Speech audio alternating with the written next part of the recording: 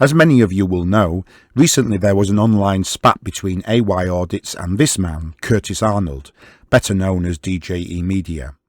The crux of it is that AY Audits alleges that Curtis Arnold is a convicted sex offender who is subject to a sexual harm prevention order.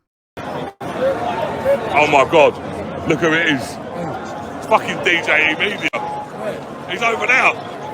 We've actually got him. I'll stay. I think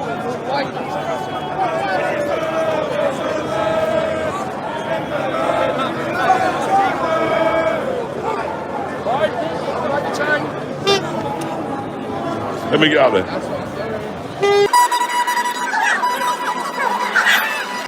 Look who it ain't. It's Curtis Arnold. Curtis. Curtis. Curtis. Come! Come, Curtis! Come, Curtis! Come on, Curtis! Come! Come! Come! Come on! What's that? No, come! Curtis, come here! Come! Don't be scared, man! Don't be scared! What's that, buddy? Is that your wee son now? No, he's got a sexual harm prevention order against him. He's a YouTuber. He's got a sexual harm prevention order. That's why he's on that side. That's why he's there with a bodyguard. That's why you don't come to London. That's it, Curtis, come. You're going to try moving now. You're going to try moving.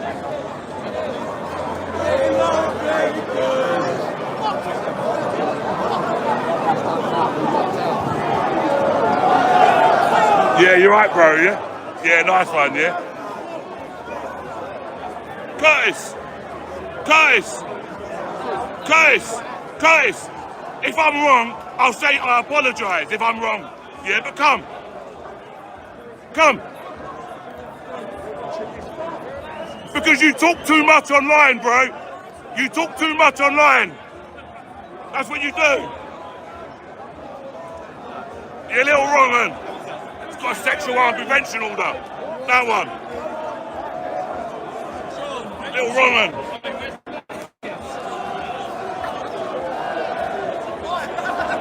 Look.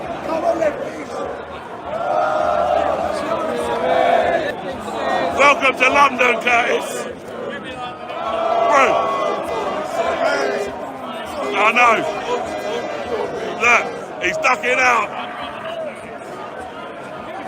Is it true? Does Curtis Arnold, aka DJE Media, have a sexual harm prevention order?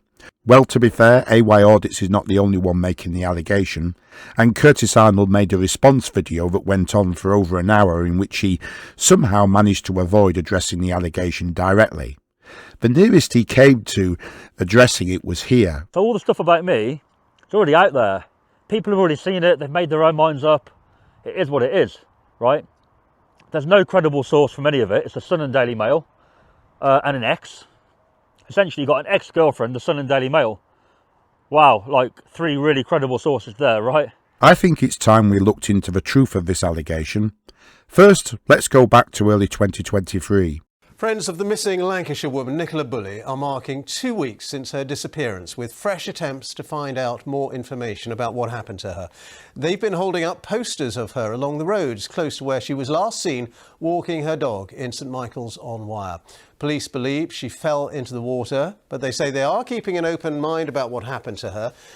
Somebody who kept a very open mind about what happened to her was Curtis Arnold. He launched his own investigation into the Nicola Bulley case on YouTube under the channel name Curtis Media. I'm not going to suggest that everything he did and said in regard to the late Nicola Bulley was wrong or misguided. There will always be something new and useful to uncover, especially if you go against the grain of the mainstream media. But one thing he did that attracted a lot of justifiable criticism was that he filmed the recovery of her body from the river by the police. It's not that I'm against him doing that in principle, if there's a point to it. It's not a very sensitive thing to do, and I do feel sorry for her family, but if there is a journalistic reason for it, then maybe it is right. The difficulty is in understanding what the point was that would make it right. For instance, it might have been a justified thing to do if there was evidence of some sort of cover-up, but there wasn't. She fell in the river. It's not a surprise that her body was found there. Filming the police take the body out of the river doesn't add anything. What Curtis did in those weeks and months that he spent up in Lancashire was engage in the well-worn game of finding little gaps and inconsistencies in the official work of the police and spinning these into a sinister conspiracy. It's a classic game of finding what you went looking for. For all I know, there may have been more to the Nicola Bulley affair than the police are telling us. Maybe there was some sort of sinister conspiracy going on, but the boring reality of it is that there will always be small errors and inconsistencies in everything. Things that can't be explained, things that seem odd and out of place. It doesn't usually add up to anything bigger. The reason I start by mentioning this is because of what the Nicola Bulley case tells us about Curtis Arnold and his mindset. He's a very cynical man. He moved on from the Nicola Bulley case to auditing. He picked up on the trend and pursued it for around 18 months, during which time his channel grew substantially in subscriber numbers. For a while, he called himself Audit the Dealer and went round car showrooms and garages. His visits to car showrooms often showed attractive women. Yeah. Do a quick video. Yeah, definitely. But you've been. What car would you? What car would you choose if you had a choice? I quite like a Cayenne GTS. Yes. Yeah. So I like the coupe, so like the one behind you where it slopes down at the back. Over here. Just this one. Aha. If you're driving to their kind of standard day-to-day driving, that is pretty accurate. Right. If obviously it's on a winter's day, you've got your heating up all the way, your heated seats on, it will drop. Right. But yeah. To the naive observer, most of this will seem relatively harmless. Why it may be of concern will shortly become apparent. While he was making these videos, concerns were expressed about the possibility that the filming was exploitative and that he was making some of his subjects feel uneasy. Now, in the interests of balance, I should add that one or two of the car showrooms he visited during these months did welcome him and even offered him free gifts. Memento of your visit. For me? For you. I appreciate that. It's alright. Did you do that? That's the first, that is, mate. Yeah. First time I've had that I'm since. probably a bit too old for this one, which is a toy car, but at least it's. I'm a granddad, I love that though. There you go. It's a 911. Yeah, so. he loves that. Tea or coffee? We don't charge it. Just off me. 50p like Tesla. Tesla do. How do you know that? You've seen the videos, have you? Yeah, I've seen them. Have you? Good to have you here. Really pleased. I don't want to give you the impression that he was invariably considered a nuisance, but I think it is fair to say that in the overwhelming majority of cases, it was either made clear he wasn't welcome or his presence was tolerated grudgingly. He also visited migrant hotels for a while. At some point, he changed the name of his channel to DJE Media, the name we're familiar with. The story behind that name change is that he changed his own name from Curtis Arnold to Daniel James Edwards. It's not clear, though, whether he actually formalised this name change in some sense, for instance by deed-poll, or just adopted the new name Daniel James Edwards informally. Convicted earlier this year under the name Curtis Arnold for filming within a prison without authorisation. Anyway, back to the narrative. Eventually, in 2024, Curtis shifted his auditing activity to tourist attractions, especially National Trust properties, as you see here. At all times, his visits were characterised by trespass and aggravated trespass, harassment, refusal to leave when asked, refusal to stop filming when asked, and just general all-round arrogance, stubbornness and unpleasantness, usually of a passive-aggressive variety. I will add that in lots of his auditing videos, he liked to use titles that insulted his female victims, with the word Karen being a favourite. Almost from the beginning of his YouTube career, rumours started to go round that Curtis Arnold was a convicted sex offender and subject to a sexual harm prevention order. And there was evidence to back up the rumours. First, Mr. Arnold has admitted it himself. In the following video clip, you can hear a constable of Lancashire Police telling him they know he's subject to a sexual harm prevention order, and you can distinctly hear Curtis reply in the affirmative. West Mercia Police are very interested in why you're actually in this area, okay? And they've reminded us that you've got a sexual harm prevention. Yeah. They've got a sexual harm prevention. Yeah. You clearly heard that, but just in case, let me play it again. West Mercia Police are very interested in why you're actually in this area, okay? And they've reminded us that you've got a sexual harm prevention. Yeah. They've got a sexual harm prevention. Yeah. When the officer refers to a sexual harm prevention order, Curtis Arnold's response is to say yeah, as if he acknowledges and agrees with what the officer has just said. Some people will question the provenance of the clip. This is an understandable concern, and until recently I shared this concern, and it's one of the reasons I haven't tackled Mr. Arnold's past before. The issue I've always had with this clip is the possibility that it could be dubbed. However, a few weeks ago when I started looking into Curtis again, I was rooting around in the DJE Media archive, and I eventually found the original video from which this clip was taken, and it didn't take long to find the right segment, and here it is. I want to mention is West Mercia Police are very interested in why you're actually in this area. So what I'm going to say to you is this. Did you notice the jump there? Let me show you again. I want to mention is West Mercia Police are very interested in why you're actually in this area. So what I'm going to say to you is this. Now let's insert the incriminating clip where the jump is, and then let the video run on for context. I want to mention is West Mercia Police are very interested in why you're actually in this area, okay? And they've reminded us that you've got a sexual harm prevention. Yeah. So what I'm going to say to you is this. I'll now show you the fuller incident the officer is talking about that gave rise to the words of advice he was giving Curtis there, because it shows that this man's behaviour, Curtis's behaviour, is long-standing and his respect level for others is just non-existent. No, I didn't knock, no. No, we just wanted to have a walk around. Go on, you go. Sorry, we came in. Yeah, let me come and talk to you. You aren't in a vehicle, so who are you? You TikTokers, are you? No, we don't do TikTok. No, we actually, technically we do journalism. Technically. You're the barber job, aren't you? I'm the barber, yes. Yes, thought you were. Did you read the media, did you? Yeah, go on, off you go. Off you go. We actually came on just to look around how big it is. That's what it was. What do you think you're doing? Because it was open, we walked in. It's and not open. This gentleman here said a lovely lady owns it. Right. If she's here, she'll go talk on, to off you. you go. Off you go. Go on, both of you.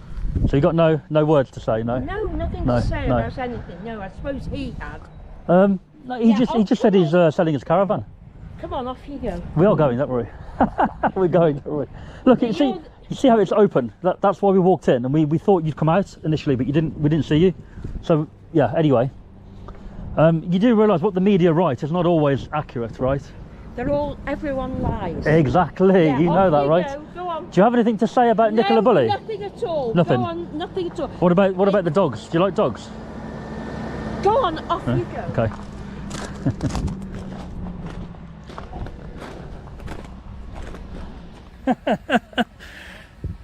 She's telling him off, look. Go, bugger off.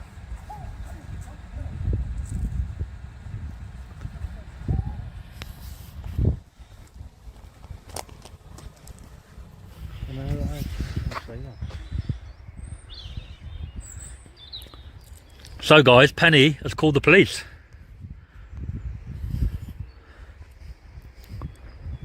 I think she needs to be careful calling the police. They might start digging around. Who are you? Yeah,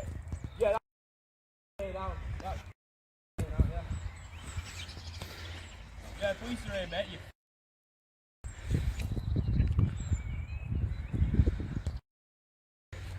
Go, move.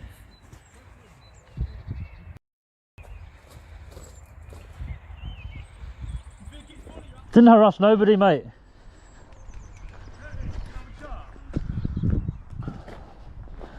Can do, yeah. Go on, you go first. My first point is this, right?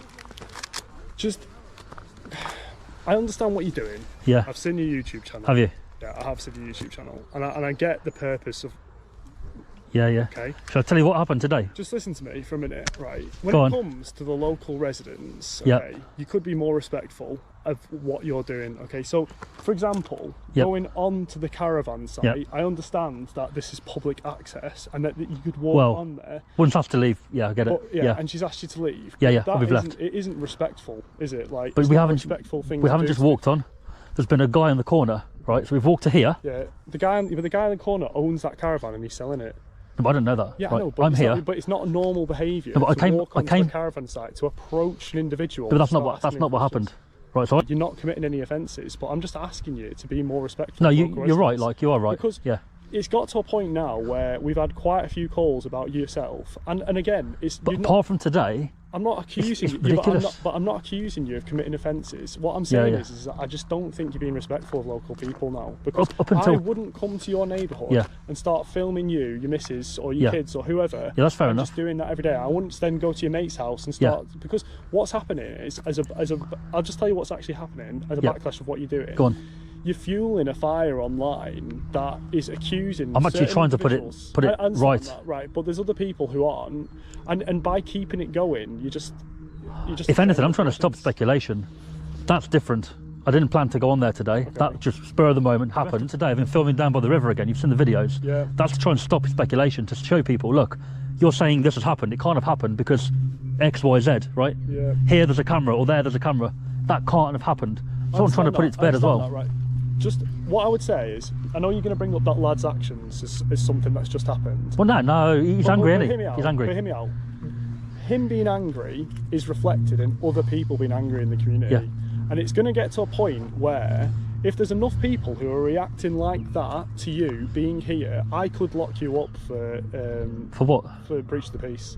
I genuinely But could. I'm not breaching the peace, am I? No, but it'd be to prevent harm to you. So if people are acting like that towards you in the area and being so aggressive and swearing at you, and it's solely because you're here. That's not normal behaviour I either. know, but because you're antagonising people by getting in their faces. But I haven't. Yeah, but you obviously have, because he was antagonised. That's what I'm saying. That's We what came makes to it that gate. example. Our plan was to walk out, and he come over and said, "Oh, you're that." Videoed That's because you've been on it his purely nan- for just evidence. listen to me, that's because you've been on his nan's land, okay, and you've gone to speak to someone and you've shook his nan up because his nan is shaken up because she's been approached by so many persons. I didn't like approach her. yourself. No, but listen, you've had a word with her on her land. She called us over and said, "You two, did you knock the door when you come in?" And we said no. Okay, She goes, "Can you said- leave?" She said you said yes, but anyway, just hear me No, out. she couldn't hear it. No, but she's we've been- left. Yeah, but she's been approached by numerous peoples like yourself, so it's accumulative. Yeah. You have to think of it in that sense, right? I get It's that, yeah. accumulative to the point where people are getting as antagonised as this lad here. Yeah. And what I'm saying now is, No. what I'm saying now is, Why? No, it's all right. You can do if you want. It's a public I know, place. but I'm not. But just hear me out. It's getting to the point now where if lads are reacting like that, and there's other people who are going to react like that, been told he's eventually not it would get to a filming right point now. where I'd have to arrest you for breach of the peace to prevent you from getting harmed. Second thing Yep. I want to mention is West Mercia Police are very interested in why you're actually in this area. So what I'm going to say to you is this: Lancashire Police. You know what we're doing, Yeah, right? Just listen. I know that, but Lancashire Police are getting with your behaviour because we're getting so many calls from local residents that are complaining about your behaviour. But Now- my behaviour, apart from going on there today, which was a one-off, I can, if I want to walk up and down the river filming, which is what I've been doing mostly. You've and seen that. Yeah, I understand. I can do that. Yeah, I understand that, and you can film in a public place. But what I'm saying is actions like this, coming down here, standing outside this place, seeing someone over there, and deciding to walk onto her land in order to talk to him, you're just crossing the line, and that's what's annoying people. And asking people. But I haven't really done that before. Just listen to me. Yeah, but you have done it now, and speaking to local people, asking them about the case, you're just antagonising them. They came to us. There's a guy up on the bench. He's literally come over to us and said, "So guys, what do you think about the mystery?" Right. Okay. I'm not going to go into the nitty gritty of what's actually happened when. No, and but I've where. got all that on record. Okay, I understand People come that. to us and say, Yeah. "Are you journalists? Are you the But news? do you What are you understand doing?" my point? Do you understand where I'm coming from? Yeah, of course. Yeah. Okay. Of course I do. So what I suggest, my suggestion today Yeah, is, yeah. I've seen your car parked at the garage. Yes. I suggest that you just go to your car and leave the area, and you don't have to, but I'm suggesting Yeah. that you do. Pretty much done anyway, so Okay. I don't see an issue with that. Yeah, are you happy with doing that? And then if you're going to come back, I'd just be more mindful Yep. of the fact that local people are sick of YouTubers and TikTokers. And while you can film in the Yep. area, I'd suggest that your actions today doing Yeah, stuff yeah, like that's that, fair you're enough. crossing the line. I didn't expect that to happen today. Okay. But at the same time, And when the caravan park has been a big Again, while watching that, you'll have spotted the giveaway clue. Curtis has removed the relevant part, which was the clip we've seen in which the officer of Lancashire Police refers to a sexual harm prevention order. West Mercia Police are very interested in why you're actually in this area, okay? And they've reminded us that you've got a sexual harm prevention. Yeah. They've got a sexual harm prevention. Yeah. What happened is this. Curtis originally accidentally uploaded the full video with the clip you've just seen included. He then realised his mistake and used the YouTube editing tools that all content creators have access to remove the incriminating clip. Unfortunately for Curtis, but fortunately for the rest of us, it was spotted by somebody before he could remove it, with the result that we have the clip that you've just seen. The crucial point is that the clip is consistent with the surrounding video, like a perfect jigsaw piece, and the audio is consistent. Now that we have the surrounding footage, we can see the context within which the clip fits, and it is extremely unlikely that the audio has been manipulated and dubbed over. There is something more to say. What Curtis should have done was just remove the whole video. He could then have claimed that the clip was manipulated and fake. By removing the clip but keeping the rest of the video up, he has just further incriminated himself by implication, because there is an obvious gap, and naturally you have to ask, if the clip were innocent, why would Curtis remove it? Before we move on, there's something else I've noticed. He's been approached by numerous people like yourself, so it's a cumulative. Yeah. You have to think of it in that sense, right? I get It's a that, cumulative to the point where people are getting as antagonised as this lad here. Yeah. And what I'm saying now is... No. What I'm saying now is... Why? No, it's alright, you can do if you want, it's a public I know, place. but I'm not. Did you notice that? Let's play it again. Yeah. And what I'm saying now is... No. What I'm saying now is... Why?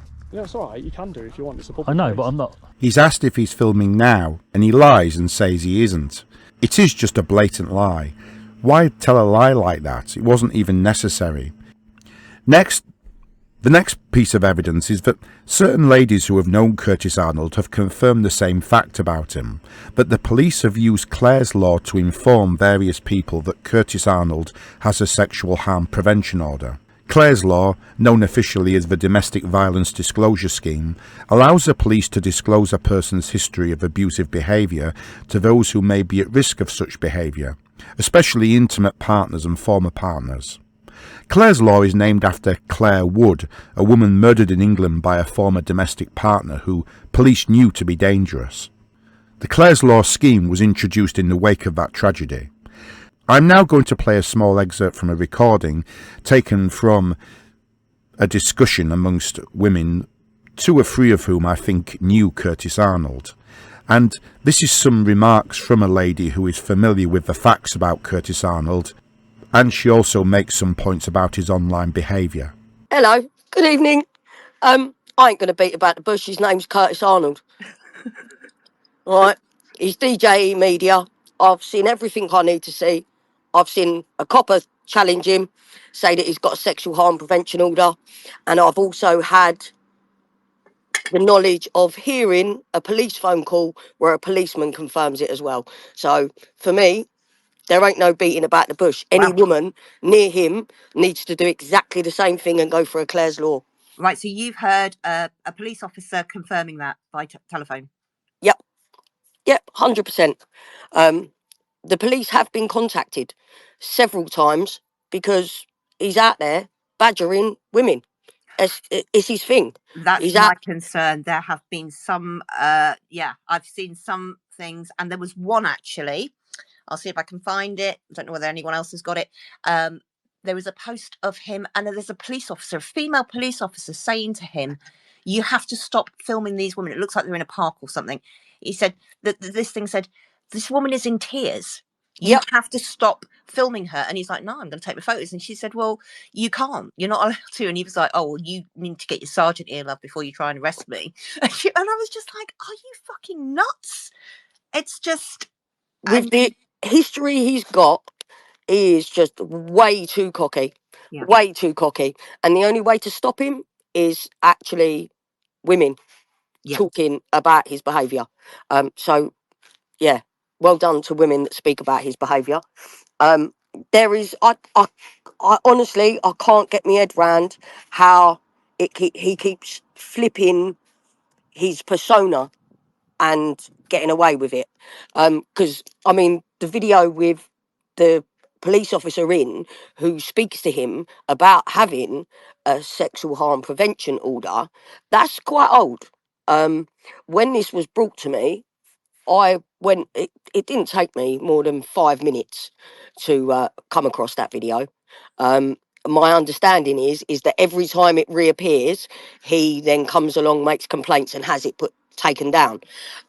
So he's quite active at trying to hide his behaviour. But then, if you look at all the other videos, there was one, I think, in the last 48 hours, the one with the lady who claimed to be a prostitute in Luton. That was horrifying. Actually horrifying. How, like, that shouldn't have gone out. That's not normal behaviour. I don't know whether he's been watching, I think there's someone in America, isn't there, the white underbelly people. They do things like that, but their aim is to get the story out and get these people help. It is completely different to what he is doing. His behaviour is predatory, without a doubt, in my mind. I have dealt with predators for long enough to see one when they're right in front of me. And yeah, Clare's Law, I just want to reiterate how important that is, even if you really know someone. To reiterate, this means that multiple people who have known Curtis Arnold are confirming the same fact, that the police have used Clare's Law to inform people that Curtis Arnold has a sexual harm prevention order. The next point to make is that Curtis Arnold himself has been in discussions about it, or intervened in discussions about it, but with the exception of one instance that I will address in a moment, he has not refuted or denied the allegation that he is subject to a sexual harm prevention order. If it's not true, why isn't he denying it and telling us that it's all not true? Why doesn't he release the original clip with the officer from Lancashire Police? Curtis Arnold's silence is deafening, but there was a stream in which he was challenged about it, and he directly denied it. We do love a bit of Curtis. He's quite the hottie. Don't tell him I told you that. He's quite the hottie, is Curtis. There he is. There's Curtis. Curtis, what people are saying some things in chat, and I didn't see it, but they're on about the police. People are saying that the police said that you had a sexual something order against you or something. I didn't see it. So they're saying, Curtis, they're saying that you uploaded it by mistake, and do you want to come and defend yourself, mate? Because now people are sending me articles as well. The incident with the police that she's referring to and that Curtis is about to speak to is the one we've already covered. West Mercia Police are very interested in why you're actually in this area, okay? And they've reminded us that you've got a sexual harm prevention. Yeah. They've got a sexual harm prevention. Yeah. Here's how Curtis explains it. Well, a few people's comments on what the copper said or something like that. I literally have just been told by somebody to watch the clip back. I don't really know why he said that. I have a serious harm prevention order on my house. It's been on there for a week. And he said West Mercia Police contacted him or said something about me going up there. So I just presume it was over that. When I heard him say it, I didn't hear that word. I heard the other word. So just to be clear, there's no such thing as a serious harm prevention order. The police officer clearly referred to a sexual harm prevention order. I've listened to it, and I get what people are asking me. Penny, you said articles. Literally, my whole past, like, I've got nothing to hide. My whole past is on the internet. There's nothing untoward like that at all. I've got like a fraud on there. I've got driving stuff. There's something else I can't remember. Let me help you out, Curtis. You've also got arson and some sex offences and a sexual harm prevention order. Anyway, That's I all out there didn't for know people to that. see. I haven't seen that, Curtis. I didn't. I've only, someone's just sent me an article, and I'm like, I didn't know any of this. Yeah, but that's recent. If you look at it, if you're looking at the same thing I think you're looking at, that's why I have lawyers onto the Sun, because the Sun have spoke to somebody, I don't know who, and they've basically written that absolute, like, I call it garbage article about me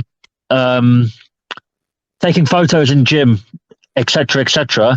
Yeah, I've just seen it now. Hold on. Yeah, that's what I'm talking about. So that is the whole reason why I've got the police order on my house. That's the whole reason. It's that article. That's a complete lie. Here is the article he's talking about. It's an article from February 2023 in the Irish Sun. This arose because during his coverage of the Nicola Bulley case, the press uncovered certain things about him, including this. Back in 2018, he had been convicted of fraud for tricking women at gyms into posing for photographs in their leggings. The press reported the story this way. This is from the Daily Express. He visited several gyms in London posing as a fitness modelling agent, telling people he was looking for models to promote a firm's female leggings.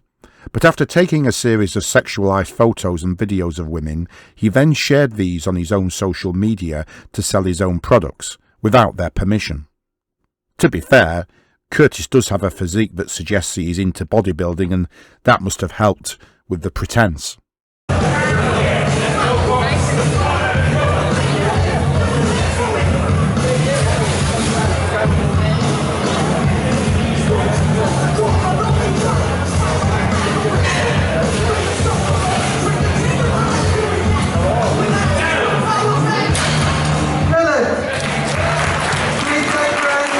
About his time in prison, the Irish Sun reports on Curtis Arnold as follows. He served time at the notorious Wormwood Scrubs prison in London after being convicted of fraud by false representation. A source at the prison said he was unpopular with the staff there. The source said he was a very narcissistic, manipulative individual and would regularly try to manipulate female staff, especially education staff. He was slimy and would tell them they were beautiful or he preferred them over another officer. He would say very inappropriate things and would ask for their mobile numbers and ask to see them outside of the prison. But when he started asking female staff to smuggle in phones and drugs for him, it all went down on his report. The source said Arnold was sacked from his job as a reception orderly at the prison, a trusted role dealing with incoming prisoners. It was discovered he was part of a group smuggling items into prison, so he was sacked, they added. Now, we don't know that the stuff about his behaviour in prison is really true, but the story about what he did in gyms is true, yet it's not the whole truth. You see, the stories about the London gyms say that he was only convicted of the fraud and mention nothing about being convicted of sex offences or any sexual harm prevention order. This is where Curtis Arnold benefited from an extraordinary stroke of luck. It didn't occur to these journalists that he may have been convicted of sex offences as well, and for some reason this was missed from their reports, so the impression was given that he was not officially a sex offender. He had merely been convicted of fraud. This is why he has not only been lying about the London gyms, he also, in this stream with Penny Bunny, lies and denies he has a sexual harm prevention order, instead claiming it is a serious crime prevention order. But before he gets back to that, he lies some more about the 2018 conviction. This one, I'm confused. This one, so are they saying that when you was in prison, you filmed women in the gym? How was No, how I've read that is, how it reads is that I served time for fraud for, I think it's worded as taking photos of girls in the gym, in gym wear, to then post those photos on my social media to sell my own gym wear for my own company, basically using that to sell my own product, right? But it's written, well, that's how it's worded on the one I've read. But they've written like he's taken sexualized photos of girls in gyms to sell on his social media, something like that, right? Now, my whole point that brings that whole thing down is if you're going to advertise a clothing, a gym wear legging business on the internet, you wouldn't post sexualized photos because it's not going to get you business. It's going to get you a name for yourself, right? So any photos in my business that I took, because I did work in a gym, were obviously professional photos in gym wear doing gym stuff. Now, the only thing I can think of while everybody's listening is that somebody who did that for me, there were many, many people, girls that did that, has got pissed off either by not being paid or I can't remember, something happened, and they've said, oh yeah, well, he did that thing in the gym and it was weird and he blatantly like took sexualized photos, right? But they can't be because they were on a website, a public website selling gym wear. So to me, that doesn't make any sense. But that's what's written, and that's why I've got this thing in place. What he's trying to do there is deny there was any sexual element to it. So, yeah. But he said the wrong word. I don't know. I didn't even hear that. I've literally had to watch that back after being told about 15 minutes ago by somebody on Facebook. Just my luck, really, but there we go. So anybody who's listening has heard that. There you go. My brain hurts I'm confused. Yeah, so but what Terry Wookfee's saying is that would be against you, not the house. No, hold on.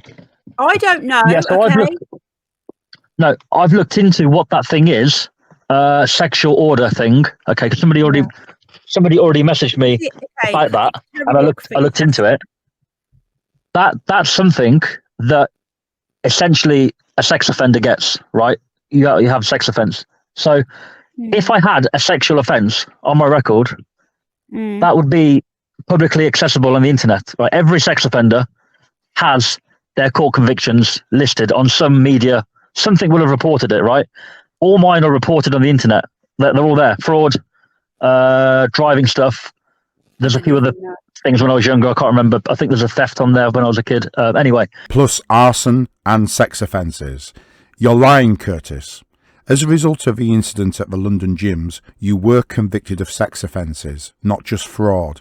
Those offences did have a sexual element, and you were given a sexual harm prevention order. They're all on there. So if I had that order, that would be like from the court, and that would be on the internet for someone to see, and it's not. Because the journalists have missed it. That's your good fortune, until now. But yeah, people can think what they want. People obviously do all the time, presume stuff or think, but that's how it is. I do have a serious harm prevention order on my house. I don't think he meant that. There is no such thing as a serious harm prevention order. There is such a thing as a serious crime prevention order, and he might have used that or similar wording earlier in the conversation. Serious crime prevention orders are made under Part 1 of the Serious Crime Act 2007, and are made for the purpose of disrupting serious crime. They allow the authorities to impose restrictions on the activities of persons convicted of serious crime. Serious crime is defined in Part 1 of Schedule 1 of the Act as offences such as the importation, manufacture, cultivation and supply of controlled substances, drug trafficking essentially, slavery and people trafficking, terrorism, firearms offences, prostitution and child sex offences, armed robbery, money laundering, offences against the public revenue, bribery, counterfeiting, computer misuse, environmental offences, intellectual property offences, and generally organised crime. Basically, we're mainly talking here about organised criminals. Really scary people mostly, the top level of criminality. Fraud and theft are included in the list of offence types as it happens, and Curtis Arnold was convicted of fraud in relation to his behaviour at the London gyms. But he's not an organised criminal. His fraud conviction was for taking illicit sexualised photographs of women in gyms. It's certainly serious in its own way, but it's not exactly Russian mafia territory, is it? I don't think the top criminals are going to be contacting him to make him an offer, let's put it that way. He's small time, and I should not have thought that the authorities are going to be particularly interested in him for the purpose of a serious crime prevention order. He's just not a serious enough criminal for such measures. or he may have been fed that information. I don't know, but I do have that on the house and my workplace, which means if I ring 999, they automatically put it on high alert, like a fast response, rather than asking the details. That would just be like, right, bam, send a car. That's what it means. But yeah, I haven't had anybody try it on at the house, but because my address was posted on Facebook, the police found out about it. They found out about the article and what it said, and they obviously know what's true and not true. And they were like, right, well, we're going to put this in place in case you have any like shit at the house. Again, I always like to be fair to people. To be fair to Curtis, it is actually possible that there's an element of truth to what he's saying, because obviously if you stop and think about it, it could well be that because of the nature of his criminal past, especially due to having sex offences on his record and having a sexual harm prevention order, it's possible the police have put in place measures to protect him at home and also at work. In that regard, this clip may be pertinent. I've been told that what you're watching now is somebody taking a cricket bat to Curtis Arnold's car. But that will be because Curtis Arnold, in his guise as DJE Media and in previous guises, has been going around the country harassing and annoying people. Not that I condone criminal damage and threatening behaviour, you understand, but he has brought it on himself, and it's nothing to do with any serious crime prevention order. That's just a load of rubbish. This point that he makes about a serious crime prevention order is, if you think about it, a further piece of evidence against him, because he would only mention a serious crime prevention order if he is subject to some sort of order. And it must be either because it is a serious crime prevention order and not a sexual harm prevention order, or it's because it is a sexual harm prevention order and he wants to divert us, or because he is subject to both orders and wants to divert us. The very fact he knows about serious crime prevention orders could be seen to suggest that he must be subject to one, as it's pretty obscure knowledge for someone without a legal background, even if he does have a lengthy criminal record. It's not something he would pull out of his hat.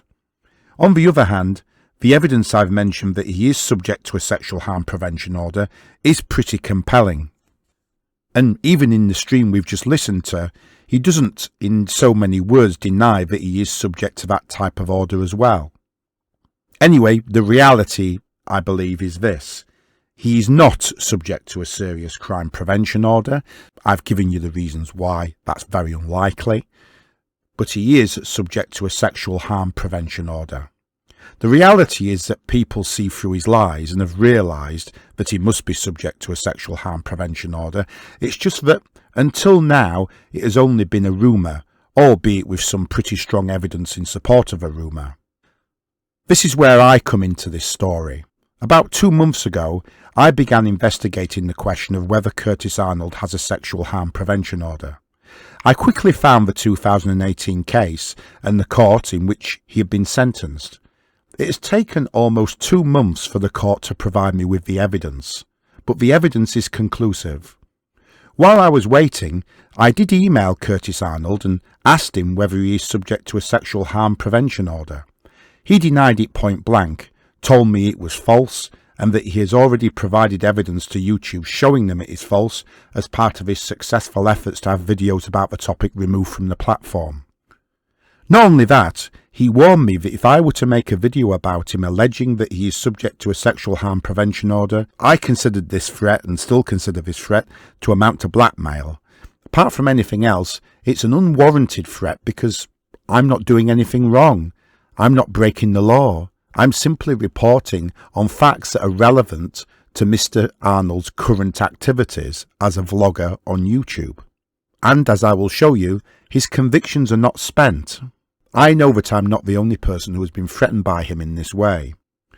Now, for the very first time, I can show you the proof that Curtis Arnold is lying and that he is subject to a sexual harm prevention order.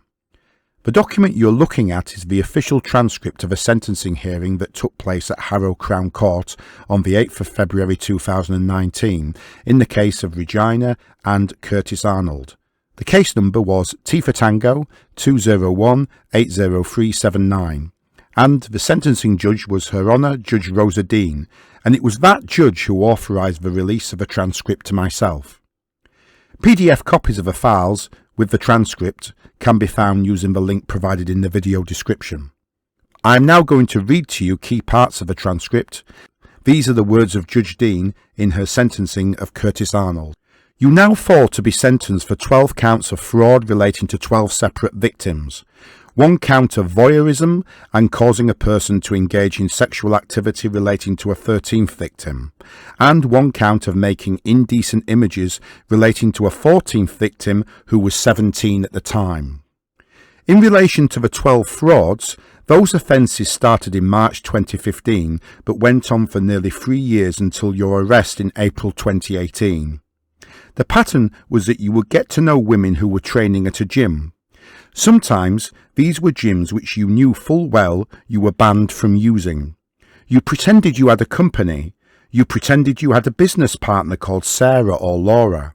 You would ask the young women to model clothes for modelling or research purposes, offering them payment or free clothes in return. The clothing was deliberately tight-fitting. You took photographs, and there were occasions which you posted those photographs up onto your social media account without their knowledge, something I consider a particularly aggravating feature of this case. The women were of course lied to because they never got the payment of the clothes, and they were left feeling embarrassed and some of them humiliated. You sometimes met these women late at night when there were few people around in the gym.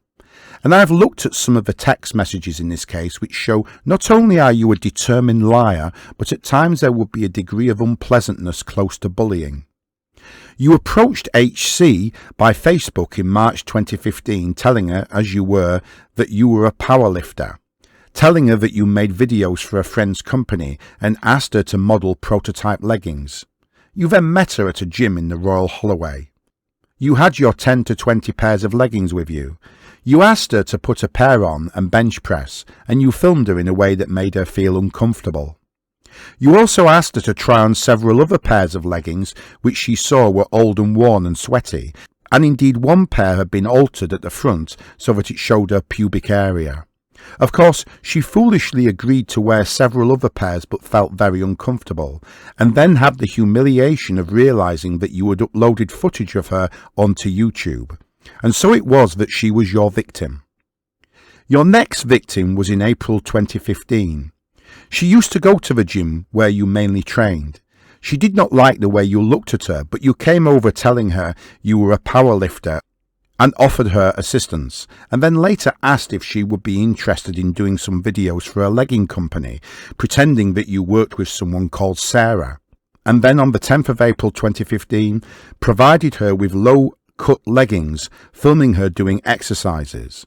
And of course, she too was to realise that this was all a lie, and she became aware of your YouTube account. And she set out the harm that you have caused her in her victim personal statement. And of course she says the obvious. Had I known that your purpose was for your own sexual gratification, I would never have consented to you watching or filming me at all. I now feel scared because you have intimate images of me. I'm concerned about what you might do with them. That May, you defrauded DC, offering her money to model leggings and making her pose, asking her to pull her buttocks apart. The same month you defrauded Ms M at another gym in Fulham. She felt very uncomfortable throughout the whole process. In February 2017, again in Fulham, you approached Ms C with a lie about having a prototype, and the light-fitting reflecting material meant she would not have to wear any underwear. And you made her squat and stretch in these leggings to the point that her pubic hair could be seen. And of course she was lied to, and of course there was no payment for her. In August 2017, you defrauded LS and you got her to agree to be filmed in her own clothing at work. She believed this was for research purposes. That November, you defrauded HM, again getting her to pose in leggings, asking her to give herself a wedgie. And she noted that a pair you asked her to wear did not have any crotch, and that her underwear would be fully on view. And she was left feeling so embarrassed by the whole thing. Moving on to count 19, in late 2017 you approached SS. You pretended you had your friend called Sarah and that you had a proper purpose for taking their photographs, which you did not. And she stopped agreeing to be photographed when she realised that you wanted her to be in rather lewd poses. In January 2018, you defrauded JJ, again lying to her that you were doing research work, getting her to put on a pair of leggings that was so low she felt almost naked. In February 2018, you defrauded EM at a different gym, again pretending that this was for research purposes. And in this incident, a very unpleasant feature is that you asked her to go into the toilet with you to have further underwear photographs taken, telling her that most personal trainers do this in order to obtain measurements. Thankfully, she refused, but she described how when she became pretty angry with you, you were not at all pleasant back to her. In March 2018, you defrauded an old school friend, KC, and you approached her under your fake partner's name of Laura and told her all sorts of lies about this Laura. And the facts of that are set out in the opening note. And then in April 2018, in the evening at a gym that you had been banned from using, you defrauded SH.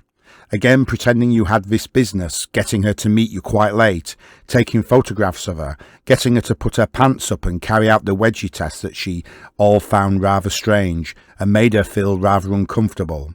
And she of course in due course reported what had gone on to the gym staff. So those in an outline deal with the frauds. SE, as you well knew, was underage. You well knew because you had been part of her induction to the gym. She was 17 years old when you took photographs of her.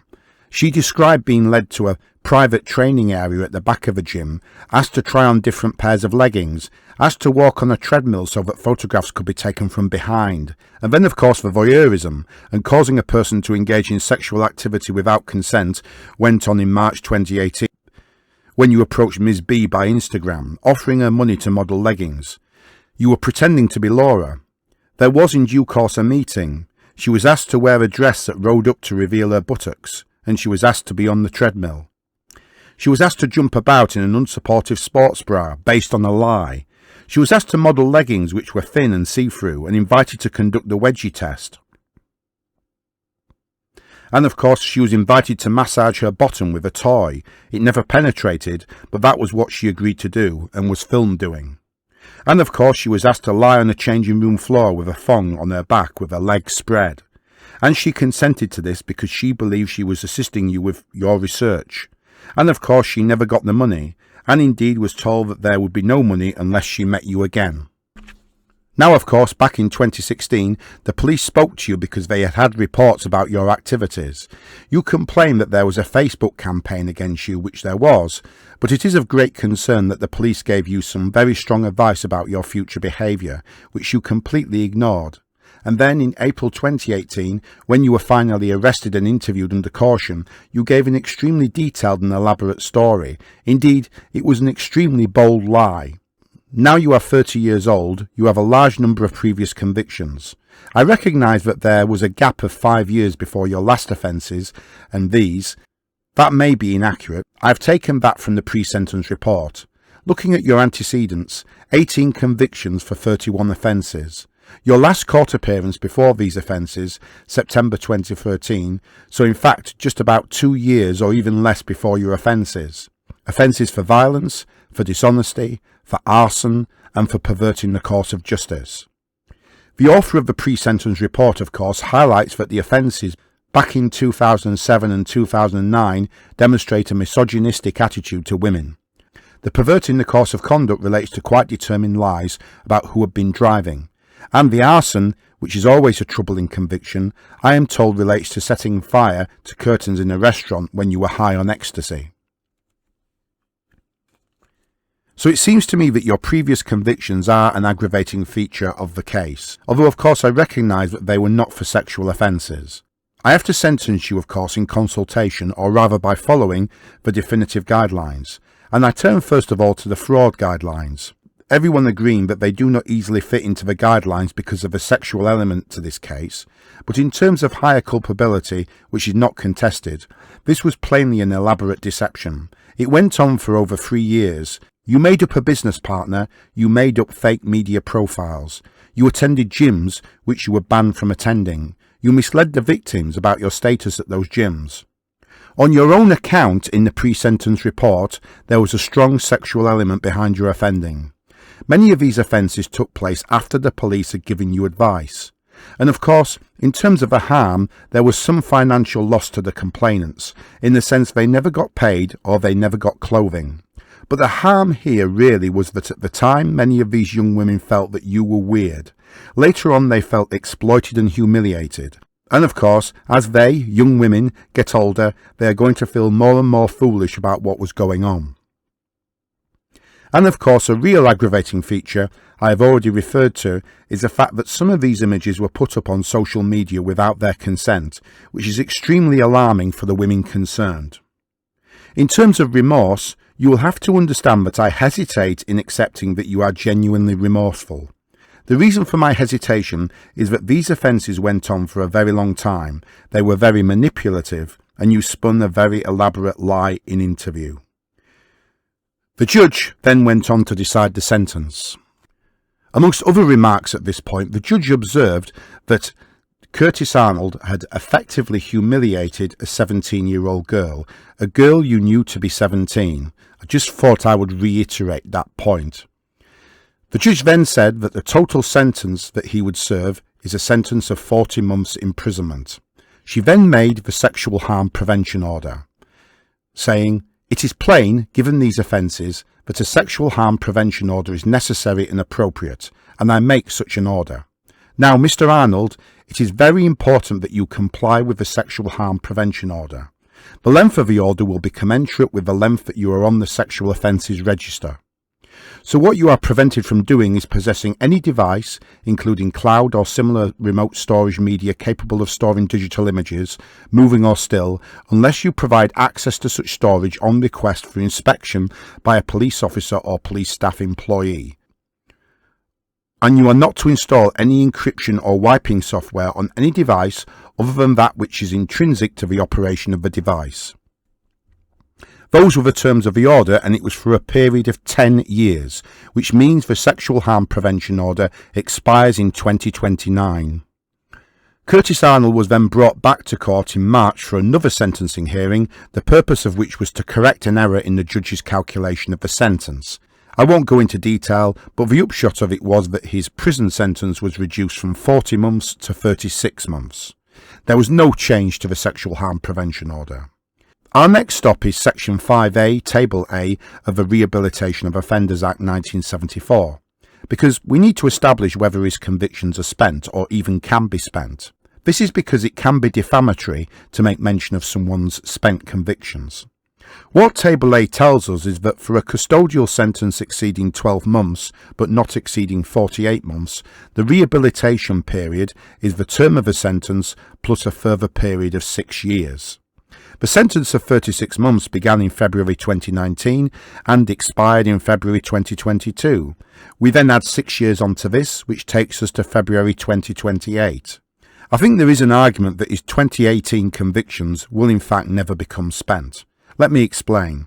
His sexual harm prevention order was for a period of 10 years, expiring in 2029.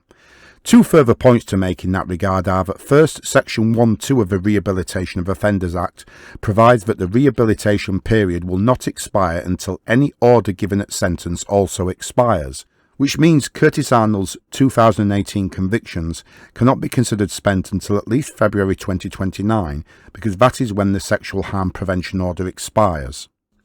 But the second point is that Section 1.3 of the Act states that a sentence includes any order made by a court in dealing with a person in respect of his conviction. Now, if we look at Table A in Section 5A again, we see that there is no provision for a sentence over 48 months to become spent. Curtis Arnold's sexual harm prevention order is for 10 years, which tells me that certainly the order itself cannot become spent, but also that the convictions from 2018 will never become spent.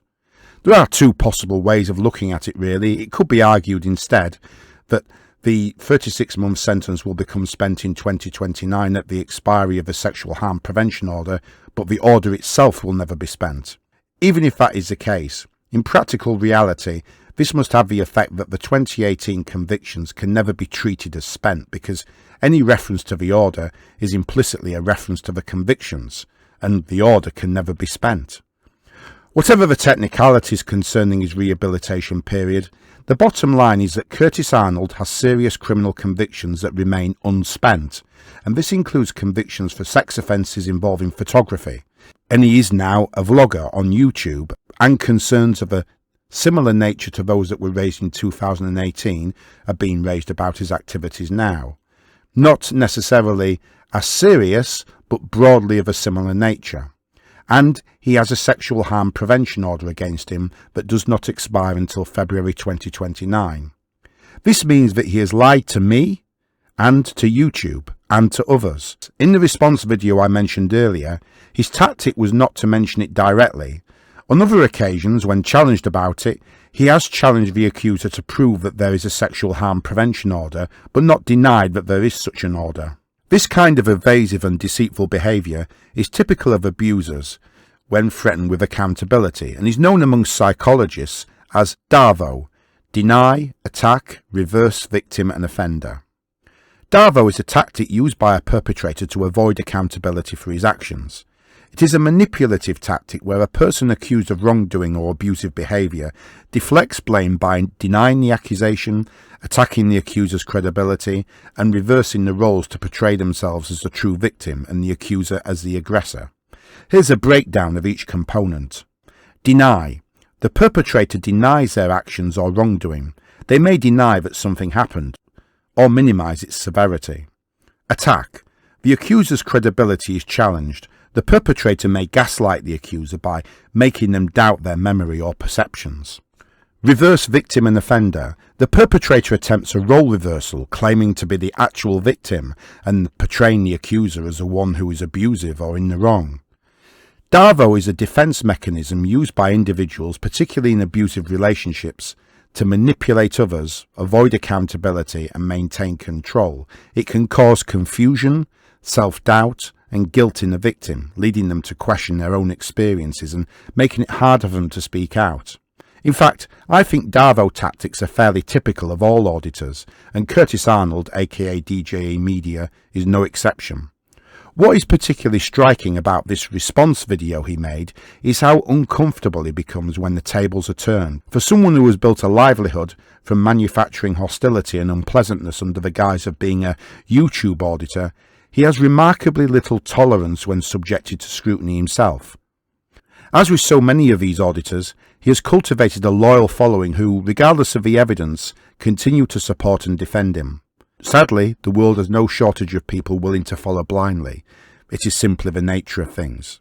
His lies to YouTube are potentially serious because he did so to have other people's videos about him taken down on the basis that it was defamatory to claim that he was subject to a sexual harm prevention order. He told me that he has provided YouTube with some sort of evidence to show that he is not subject to such an order. Telling lies in that way to gain a benefit is an offence of fraud by false representation, contrary to Section 2 of the Fraud Act 2006. Above all, his behaviour as a YouTuber suggests that he has learnt little from his encounter with the criminal justice system all those years ago and remains a risk to the public.